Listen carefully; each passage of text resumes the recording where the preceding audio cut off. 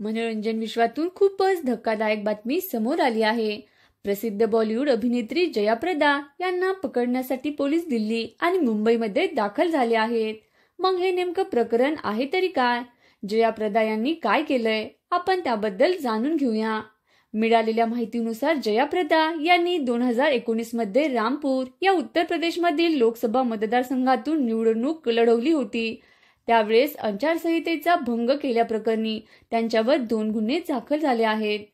आमदार खासदार कोर्टाने अनेक वेळेस त्यांना कोर्टात हजर राहण्यास सांगितलं, परंतु त्या एकदाही कोर्टात हजर राहिल्या नाहीत। त्यामुळे आता न्यायाधीशांनी पोलीस अधीक्षकांना कोणत्याही परिस्थितीत त्यांना अटक करून कोर्टात हजर करण्यास सांगितलेले आहे। या आदेशानंतरच पोलीस अधीक्षकांनी विशेष तुकड्या तयार करून मुंबई आणि दिल्लीमध्ये जया प्रदा यांना अटक करण्यासाठी मोहीम चालवली। निवडणुकीची आचारसंहिता लागू झाल्यानंतर त्यांनी एका रस्त्याचं उद्घाटन केलं होतं। त्याचबरोबर भाषण दिल्यामुळे त्यांच्यावर आचारसंहिता भंग केल्याप्रकरणी गुन्हा दाखल करण्यात आला होता। मग आता जया प्रदा यांना पोलीस अटक करतात की नाही हे पाहावे लागेल।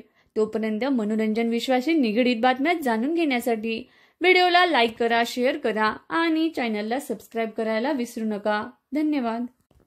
मनोरंजन विश्वात